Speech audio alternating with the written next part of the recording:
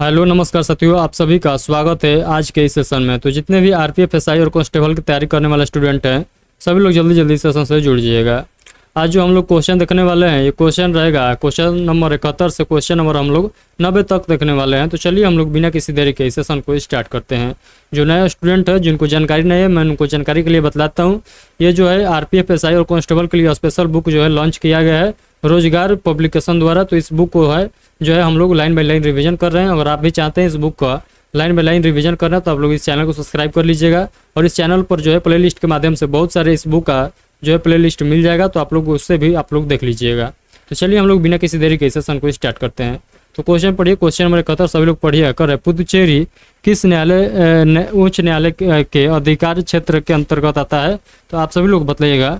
ये इस क्वेश्चन का राइट आंसर हो जाएगा, ये मद्रास उच्च न्यायालय के अंतर्गत आता है। यानी पुदुचेरी का जो उच्च न्यायालय है ये मद्रास उच्च न्यायालय ही है। तो ये आप लोग को याद रखना है।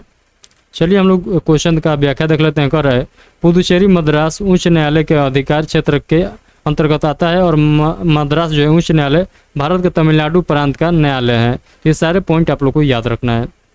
उसके बाद अगला पॉइंट देखिए, अगर मद्रास उच्च न्यायालय की स्थापना जो होता है 1862 ईस्वी में हुई थी और गुवाहाटी उच्च न्यायालय में असम, अरुणाचल प्रदेश, नागालैंड, मिजोरम न्यायालय का अंतर्गत आता है। तो ये सारे आप लोग याद रखिएगा। तो गुवाहाटी उच्च न्यायालय के अंतर्गत कौन कौन से राज्य आ जाएगा? तो असम आ जाएगा, अरुणाचल प्रदेश, नागालैंड, मिजोरम, ये सारे राज्य का जो है एक ही उच्च न्यायालय है। कौन सा? तो गुवाहाटी उच्च न्यायालय।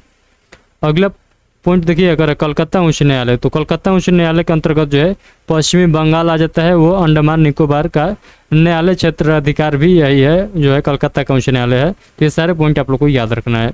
उसके बाद देखिएगा, तो हैदराबाद का उच्च न्यायालय, हैदराबाद उच्च न्यायालय जो है ये तेलंगाना का एक न्यायालय है, क्षेत्र अधिकार है। तो ये बात भी आप लोग को ध्यान रखना है। तो ये सारे पॉइंट आप लोग को याद रखना है।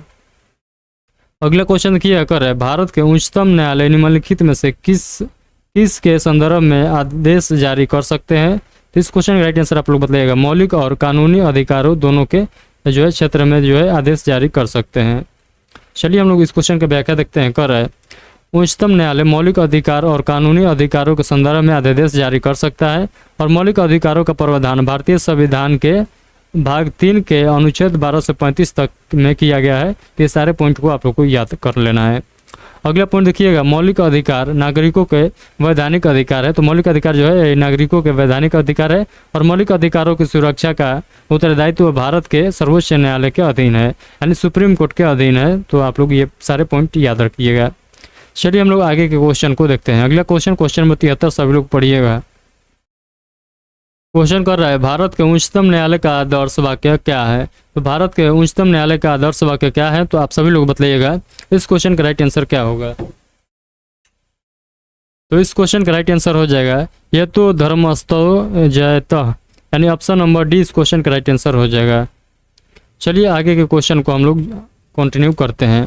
आगे क्वेश्चन सभी लोग पढ़िएगा और जितना क्वेश्चन मैं करा रहा हूँ उतना क्वेश्चन अगर आप लोग कर लेते हैं, चाहे किसी भी एग्जाम में बैठिए, ये नहीं कि आरपीएफ के लिए स्पेशल बुक है तो आरपीएफ के लिए काम करेगा, ये ऐसा नहीं है। जहाँ भी जीके क्वेश्चन पूछा जाएगा वहाँ ये बुक को जो है काम आने वाला है। तो आप लोग किसी भी एग्जाम का तैयारी कर रहे हैं तो आप लोग के लिए ये बुक जो है बहुत इंपॉर्टेंट बुक रहने वाला है। तो आप लोग जो है इस बुक का जो है जितने क्वेश्चन है आप लोग को पूरा निचोड़ कर लेना है। पूरा निचोड़ इस बुक का एकदम आप लोग को रट जाना है। सारे क्वेश्चन का व्याख्या भी आप लोग को रट जाना है। अगला पॉइंट देखिए, अगर है भारत के उच्चतम न्यायालय का आदर्श वाक्य यह तो धर्मस्थो जय है और इसका अर्थ है धर्म, जहाँ धर्म है वहीं जीत है। तो पहले उच्चतम न्यायालय का आदर्श वाक्य सत्यमेव जयते था। ये सारे पॉइंट को आप लोग को नोट डाउन कर लेना है।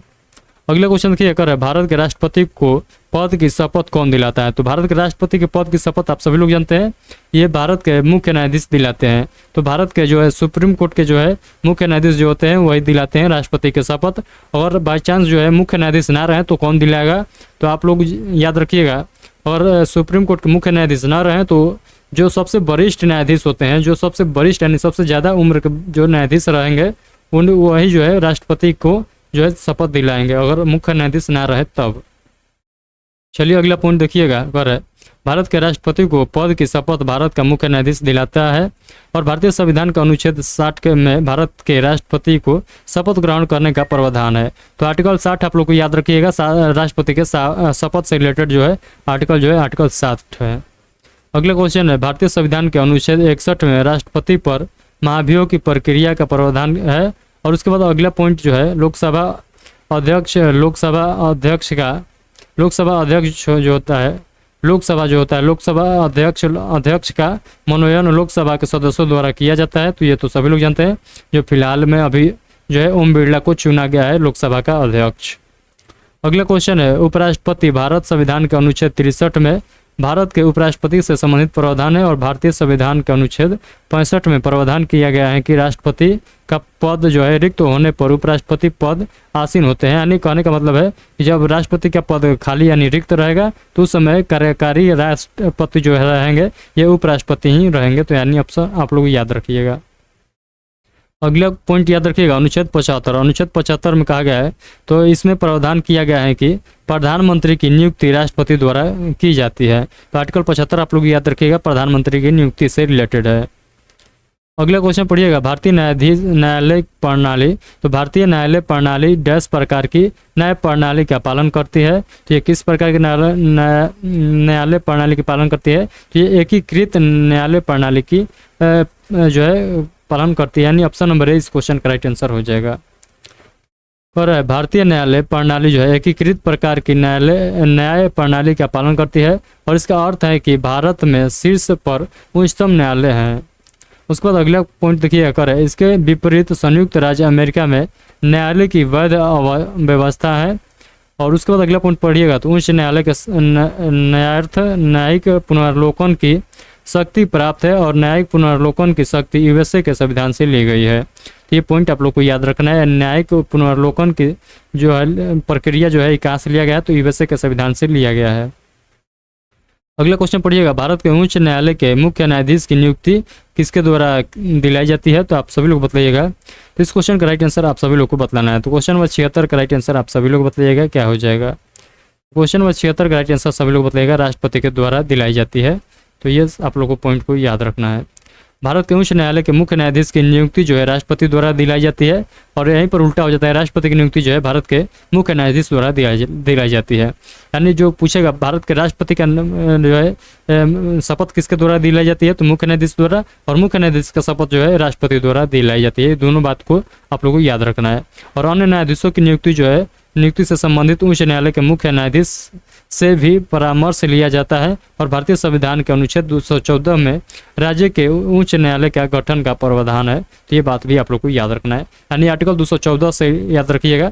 आर्टिकल 214 जो है ये कहता है कि प्रत्येक राज्य में एक जो है हाई कोर्ट होगा यानी जो है उच्च न्यायालय होगा। चलिए अगला पॉइंट पढ़िएगा कर रहे राज्यपाल को शपथ उच्च न्यायालय के मुख्य न्यायाधीश द्वारा दिलाई जाती है। और भारत के मुख्य न्यायाधीश की नियुक्ति राष्ट्रपति द्वारा की जाती है आर्टिकल 124 के बी के तहत। तो ये आप लोग को याद रखना है। उसके बाद अगला पॉइंट पढ़िएगा कर रहे प्रधानमंत्री जो होते हैं केंद्रीय कार्यपालिका की वास्तविक शक्ति या प्रधानमंत्री का अधीन होती है और मंत्रिपरिषद का प्रमुख जो होता है ये प्रधानमंत्री होते हैं। ये सारे पॉइंट को आप लोग को याद रखना है। उसके बाद अगला क्वेश्चन देखिएगा तो भारतीय संविधान के अनुसार निम्न में कौन मंत्रिपरिषद उसके बाद आप लोग देखिएगा। तो मैं थोड़ा सा इसको जूम आउट कर देता हूं ताकि जो है अब देखिए अब जो चैप्टर स्टार्ट होने वाला है पहले हम लोग इस क्वेश्चन को निपटा लेते हैं। तो पहले हम लोग क्वेश्चन को निपटाएंगे जो क्वेश्चन बच चुका है। तो क्वेश्चन नंबर पहले हम लोग 77 पढ़ेंगे कर रहा है भारतीय संविधान के अनुसार निम्न में कौन मंत्रिपरिषद इसके आगे हम लोग देख लेते हैं क्या कहा गया है। कर है कौन मंत्रिपरिषद का गठन नहीं करते हैं? तो आप सभी लोग बताइएगा राज्य मंत्री यानी ऑप्शन नंबर बी इस क्वेश्चन का राइट आंसर हो जाएगा। सॉरी स्थानीय सरकार के मंत्री ऑप्शन नंबर बी नहीं ऑप्शन नंबर सी हो जाएगा। यानी ऑप्शन नंबर जो है सी इस क्वेश्चन का राइट आंसर हो जाएगा। उसके बाद हम लोग इस क्वेश्चन की व्याख्या देखते हैं। तो कह रहे हैं मंत्रिपरिषद के गठन में स्थानीय मंत्री शामिल नहीं होते हैं और मंत्रिपरिषद के गठन में कैबिनेट मंत्री, उप मंत्री, स्वतंत्र प्रभार मंत्री तथा राज्य मंत्री शामिल होते हैं। तो ये सारे मंत्री का भी आप लोग को याद रखना है। मंत्रिपरिषद का अध्यक्ष भारत का प्रधानमंत्री होता है। तो मंत्रिपरिषद का अध्यक्ष जो होता है भारत के प्रधानमंत्री होते हैं। ये बात आप लोग को याद रखना है। उसके बाद अगला पॉइंट पढ़िएगा। कह रहे मंत्रिपरिषद मंत्रिमंडल से बड़ा समूह होता है। और अगला पॉइंट है भारतीय संविधान के अनुच्छेद 74 में राष्ट्रपति को सलाह देने के लिए मंत्रिपरिषद का गठन किया जाएगा। ये बात का उल्लेख आर्टिकल 74 में है। तो ये बात आप लोग को याद रखना है। अगला पॉइंट है कर रहा है भारतीय संविधान का अनुच्छेद 75 के सी में उल्लेख है कि मंत्रिपरिषद सामूहिक रूप से लोकसभा के प्रति उत्तरदायी होती है। तो ये बात भी आप लोग को याद रखना है। ये बात जो है आर्टिकल 75 के सी में कहा गया है। तो ये सारे पॉइंट को आप लोग को याद रखना है। उसके बाद जो है हम लोग नेक्स्ट चैप्टर जो देखने वाले हैं, यानी नेक्स्ट जो है चैप्टर का हम लोग क्वेश्चन जो देखने वाले हैं यह है निर्वाचन आयोग, केंद्र राज्य संबंध और स्थानीय स्वशासन और आपात संबंधी उपलब्धियाँ, ये सारे हम लोग देखने वाले हैं। और समितियाँ से रिलेटेड जितना भी क्वेश्चन बनेगा, ये जो चैप्टर आप लोग को दिखाई दे रहा है 1 2 3 4 5 चैप्टर से हम लोग क्वेश्चन आगे देखने वाले हैं। तो चलिए हम लोग क्वेश्चन को स्टार्ट करते हैं। तो चलिए क्वेश्चन को हम लोग देख लेते हैं। थोड़ा सा मैं जूम कर देता हूँ इसको। पहला क्वेश्चन आप लोग के सामने है। पहला क्वेश्चन पढ़िए, कर है लोकतंत्र और विकास के लिए पंचायती राज संस्थाओं के पुनः स्थापना के लिए राजीव गांधी द्वारा 1986 ईस्वी में गठित समिति का नाम क्या था? तो आप सभी लोग बताइएगा। LM सिंघवी समिति था, यानी ऑप्शन नंबर 20 क्वेश्चन का राइट आंसर हो जाएगा। व्याख्या में हम लोग देख लेते हैं। कर रहा है LM सिंघवी समिति ने सुझाव दिया कि पंचायत प्रणाली को संवैधानिक वैधता दी जानी चाहिए और स्वतंत्र व निष्पक्ष चुनाव कराने का सुझाव दिया गया इसी समिति के तहत।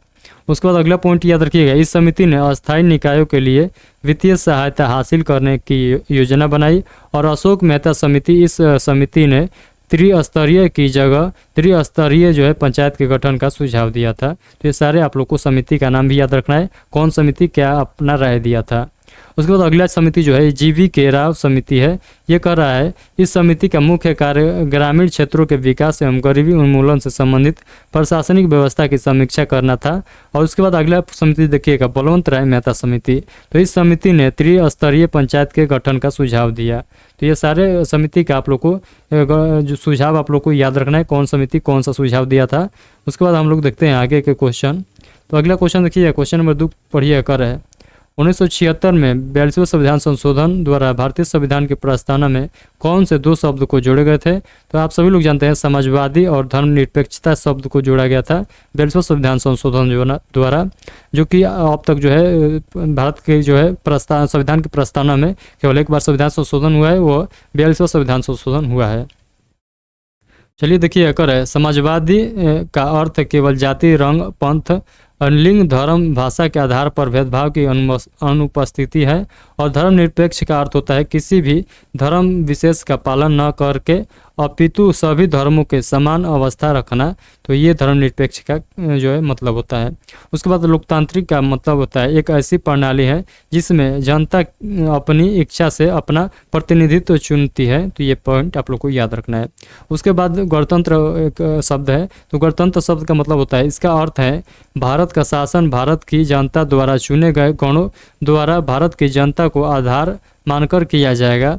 और अगला पॉइंट है बंधुता। तो बंधुता जो है भाईचारों की भावना को दर्शाता है। तो ये सारे पॉइंट जो है, ये सारे जितना वर्ड आप लोग को मैं बताया, ये सारे जो है प्रस्तावना में ये वर्ड का जिक्र है। उसके बाद अगला क्वेश्चन देखिएगा, केंद्र और राज्यों के बीच शक्तियों के वितरण का प्रावधान भारतीय संविधान के किस अनुसूची में किया गया है? तो आप सभी लोग बताइएगा। केंद्र और राज्यों के बीच शक्तियों का विभाजन जो है आप सभी लोग जानते हैं कौन से अनुसूची में किया गया है? तो ये क्वेश्चन तो आप सभी लोग जानते हैं, तो बताइए। तो ये क्वेश्चन आप सभी लोग जानते हैं, समवर्ती सूची, राज्य सूची और संघ सूची जो है ये सूची जो है किस में है? तो सूची जो है अनुसूची जो है 7 में है। तो ये आप लोग को याद रखना है। इस क्वेश्चन का राइट आंसर हो जाएगा अनुसूची 7वीं अनुसूची में 3 सूचियों को का वर्णन किया गया है। कौन कौन सा है? तो समवर्ती, संघ सूची, राज्य सूची और समवर्ती सूची। चलिए हम लोग आगे के क्वेश्चन को देखते हैं। कह रहा है 5वीं अनुसूची। तो 5वीं अनुसूची में कहा गया है इस अनुसूची में अनुसूचित क्षेत्रों और अनुसूचित जनजाति के प्रशासन और नियंत्रण के विषय में प्रावधान किया गया है। और 10वीं अनुसूची जो है इस अनुसूची में दल बदल करने वाले सदस्यों को अयोग्यता ठहराने संबंधी प्रावधान किए गए हैं। तो दल बदल कानून जो है 10वीं अनुसूची में है। 6ठी अनुसूची आप लोग याद रखिएगा। इस अनुसूची में असम, मेघालय, त्रिपुरा और मिजोरम ये 4 राज्यों के लिए स्पेशल जनजाति के लोगों को विशेष यहाँ पर प्रावधान किया गया है। तो ये बात आप लोग को याद रखना है। उसके बाद अगला क्वेश्चन है, केंद्र और राज्यों के बीच संबंधों का वितरण संविधान के किस भाग में किया गया है? तो आप सभी लोग बताइएगा। ये 11वां भाग में किया गया है, यानी ऑप्शन नंबर ए इस क्वेश्चन का राइट आंसर हो जाएगा। उसके बाद पढ़िएगा, कर केंद्र और राज्यों के मध्य संबंधों का उल्लेख संविधान के 11वें भाग में किया गया है। और इस भाग में अनुच्छेद 245 से 263 तक के विषय में उल्लेख है। उसके बाद अगला पॉइंट देखिएगा, 13वें भाग में भारत के राज्य क्षेत्र के भीतर व्यापार, वाणिज्य और समागम के विषय में प्रावधान है। और 9वां भाग जो है, 9वां भाग आप लोगों को याद रखना है, इस भाग में ग्राम पंचायत की स्थापना के विषय में प्रावधान किया गया है। और 12वां भाग जो है, इस भाग में केंद्र और राज्यों की संपत्ति अनुबंधों, अधिकारों, देनदारियों, दायित्वों से संबंधित विषयों का प्रावधान किया गया है। तो ये सारे भाग को भी आप लोगों को याद रखना है। उसके बाद अगला क्वेश्चन है, नीति आयोग के पहले अध्यक्ष कौन थे? तो नीति आयोग के जानते हैं कि प्रधानमंत्री अध्यक्ष होते हैं। तो नीति आयोग के पहले अध्यक्ष जो है ये नरेंद्र मोदी हो जाएंगे। तो आप सभी लोग याद रखिएगा, नरेंद्र मोदी हो जाएंगे नीति आयोग के पहले अध्यक्ष। अगला पॉइंट है, नीति आयोग का अध्यक्ष भारत के प्रधानमंत्री होते हैं। और नीति आयोग का गठन जो होता है 1 जनवरी 2015 को होता है नीति आयोग का गठन।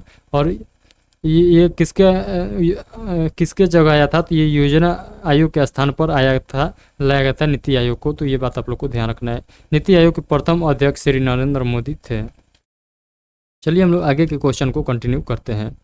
अगला क्वेश्चन मैं आप लोग को लाता हूं। अगर आप लोग को ये सेशन अच्छा लग रहा है, अगर आप लोग चाहते हैं कि ये बुक को पूरा कंप्लीट रिवीजन करना, तो आप लोग जो है इस चैनल को सब्सक्राइब कर लीजिएगा। और अभी तक आप लोग इस सेशन को लाइक नहीं किए हैं तो सभी लोग लाइक एक बार जरूर कर दीजिएगा। अगला पॉइंट है, अरुण जेटली भारत के पूर्व वित्त मंत्री थे। नीति आयोग के दूसरे सीईओ अमिताभ कांत थे। और अरविंद पनगड़िया नीति आयोग के प्रथम उपाध्यक्ष थे। तो ये सारे पॉइंट आप लोग को याद रखना है। अगला क्वेश्चन है, निर्वाचन क्षेत्र के परिसीमन का अधिकार किस प्रकार के बहुमत द्वारा किया जा सकता है? तो इस क्वेश्चन का राइट आंसर हो जाएगा सामान्य बहुमत द्वारा, यानी ऑप्शन नंबर बी इस क्वेश्चन का राइट आंसर होगा। उसके बाद अगला क्वेश्चन देखिएगा, कर है क्वेश्चन में हम लोग व्याख्या देखेंगे पहले। और सामान्य बहुमत से तात्पर्य सदन में उपस्थित सदस्य के 50% से ज़्यादा सदस्यों के मत से है। तो ये हो जाएगा सामान्य बहुमत। उसके बाद कर रहा है, इसके माध्यम से किसी राज्य का नाम बदलना, सांसदों के वेतन भत्ते में संशोधन करना, नए राज्यों का गठन करना आदि का प्रावधान किए गए हैं। अगला पॉइंट है, पूर्ण बहुमत। पूर्ण बहुमत यह होता है, इस बहुमत के द्वारा विधानमंडल संसद सभा के कुल व उपस्थित सदस्य संख्या के 2/3 सदस्यों के समर्थन से विधेयक पारित किया होता है। तो ये बात आप लोग को याद रखना है। उसके बाद अगला पॉइंट है, प्रभावी बहुमत। तो प्रभावी बहुमत जो होता है, यह सदन में उसी समय उपस्थित सदस्यों की संख्या की प्रभावी शक्ति के 50% से अधिक बहुमत जो होता है उसी को प्रभावी बहुमत कहते हैं। विशिष्ट बहुमत जो होता है, यह सदन के सदस्यों के 50% से अधिक और वहां उपस्थित और मतदान करने वाले सदस्यों के 2/3 मत होते हैं। तो ये सारे पॉइंट को आप लोग को याद रखना है। उसके बाद अगला क्वेश्चन देखिएगा, कर रहा है, यदि राष्ट्रीय आपातकाल के कारण लोकसभा की अवधि बढ़ा दी जाती है और जब आपातकाल समाप्त हो जाता है तो बढ़ी हुई अवधि कितने समय तक रहेगी? तो आप सभी लोग जानते हैं 6 महीने तक रहेगी। यानी जब आपातकाल खत्म हो जाएगा तो उस आपातकाल खत्म होने के 6 महीने बाद तक ही रह सकता है। उसके बाद अगला पॉइंट देखिए, कर रहे हैं, यदि राष्ट्रीय आपातकाल के कारण लोकसभा की अवधि बढ़ा दी जाती है तो जब आपातकाल समाप्त हो जाता है तो बढ़ी हुई अवधि 6 महीने होती है। अगला पॉइंट है, राष्ट्रीय आपातकाल अनुच्छेद 352 के तहत है। तो राष्ट्रीय आपातकाल का जो है जिक्र है आर्टिकल 352 में किया गया है। और अभी तक राष्ट्रीय आपातकाल की घोषणा 3 बार हो चुका है। ये पॉइंट भी आप लोग को याद रखना है। पहला कब हुआ था? तो भारत चीन युद्ध 1962 में हुआ था। और दूसरा जो हुआ था भारत पाकिस्तान युद्ध 1971 में। और तीसरा जो था आंतरिक अशांति के आधार पर 1975 से 77 तक चला था। तो ये सारे पॉइंट को आप लोग को याद रखना है। अगला पॉइंट, आपातकाल का उपबंध भारत शासन अधिनियम 1935 से लिया गया है।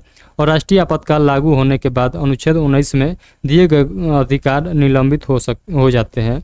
ये सारे पॉइंट को आप लोग को याद रखना है। अगला क्वेश्चन पढ़िएगा, हमारे संविधान का निम्नलिखित में से कौन सा अनुच्छेद जो है ये जम्मू कश्मीर को विशेष दर्जा दिए जाने के लिए संबंधित है? तो आप सभी लोग जानते हैं आर्टिकल 370 जो है, आर्टिकल 370 जो कि वर्तमान में इसे निरस्त कर दिया गया है। अनुच्छेद 370 जम्मू कश्मीर के अधिकारों के लिए स्वायत्तता प्रदान करता है। और यह एक ऐसा राज्य था जिसका अपना अलग संविधान था। 26 जनवरी 1957 को जम्मू कश्मीर का संविधान लागू हुआ था। उसके बाद अगला पॉइंट देखिएगा, कर रहा है, अनुच्छेद 352 में राष्ट्रीय आपातकाल से संबंधित है। और राष्ट्रीय अनुच्छेद जो है 356 जो है राष्ट्रीय शासन से संबंधित है, राष्ट्रपति शासन से संबंधित है। और अनुच्छेद जो है 360 जो है वित्तीय आपातकाल से संबंधित है। तो ये तीनों आपातकाल से संबंधित आर्टिकल को आप लोग को याद रखना है। अगला क्वेश्चन पढ़िएगा, श्रीमती इंदिरा गांधी द्वारा लगाए गए आपातकाल के दौरान अभिनीत डैश को महत्वपूर्ण और बड़ी संख्या वाले परिवर्तनों की वजह से मिनी संविधान के रूप में जाना जाता है। तो इस क्वेश्चन का राइट आंसर हो जाएगा 42वें संविधान संशोधन अधिनियम को जो है ये मिनी संविधान के रूप में भी जाना जाता है। अगला पॉइंट है 42वां संविधान संशोधन 1976 में होता है और इसके द्वारा प्रस्तावना में 3 नए शब्द समाजवाद, धर्मनिरपेक्ष और अखंडता जोड़े गए। और भाग 4 के क में वर्णित मौलिक कर्तव्यों को इसी संविधान संशोधन के तहत जोड़ा गया था। और 44वां संविधान संशोधन 1978 के द्वारा संशोधन में सर्वप्रथम जो है कैबिनेट शब्द जोड़ा गया था। ये सारे पॉइंट को आप लोग को याद रखना है। उसके बाद 73वां संविधान संशोधन जो होता है 1992 में होता है और 1993 में लागू होता है। और 74वां संविधान संशोधन जो होता है 1992 में होता है और 1993 में लागू हुआ। तो ये सारे पॉइंट को आप लोग को याद रखना है। और 73वां और 74वां संविधान संशोधन क्रमशः ग्रामीण स्वायत्त व शहरी प्रशासन से संबंधित ये संविधान संशोधन था। तो ये सारे पॉइंट को आप लोग को याद रखना है। अगले क्वेश्चन है, भारत में राजनीतिक दलों को मान्यता किसके द्वारा दी जाती है? तो भारत में राजनीतिक दलों को मान्यता जो है किसके द्वारा दी जाती है? इस क्वेश्चन का राइट आंसर होगा चुनाव आयोग के द्वारा। उसके बाद अगला पॉइंट है, संविधान के भाग 15 अनुच्छेद जो है संविधान के भाग 15 और अनुच्छेद जो है 324 से 329 के अंतर्गत जो है चुनाव आयोग का उल्लेख है। और भारतीय निर्वाचन आयोग के पास विधानसभा, लोकसभा, राज्यसभा और राष्ट्रपति और उपराष्ट्रपति, विधान परिषद आदि के चुनाव से संबंधित शक्तियाँ होती है। तो ये सारे पॉइंट को आप लोगों को नोट डाउन कर लेना है। चलिए हम लोग आगे के पॉइंट को देखते हैं। आगे के क्वेश्चन हम लोग नहीं देखेंगे क्योंकि ये क्वेश्चन जो था ये क्वेश्चन हम लोग आज के सेशन में लास्ट करेंगे, क्योंकि आगे के क्वेश्चन जो है हम लोग कल के प्रैक्टिस सेट में देखेंगे, क्योंकि ये आज के प्रैक्टिस सेट जो है काफ़ी लंबा हो चुका है। तो आगे के क्वेश्चन हम लोग कल के प्रैक्टिस सेट के माध्यम से देखेंगे। तो जितने भी स्टूडेंट अभी तक देखे हैं और अभी तक इस सेशन को लाइक नहीं किए हैं तो सभी लोग लाइक कर दीजिए एक बार, और चलते चलते इस सेशन को शेयर अपने दोस्तों के पास जरूर करिएगा। तो चलिए मिलते हैं नेक्स्ट सेशन में, तब तक के लिए आप सभी को take care, thank you, bye bye.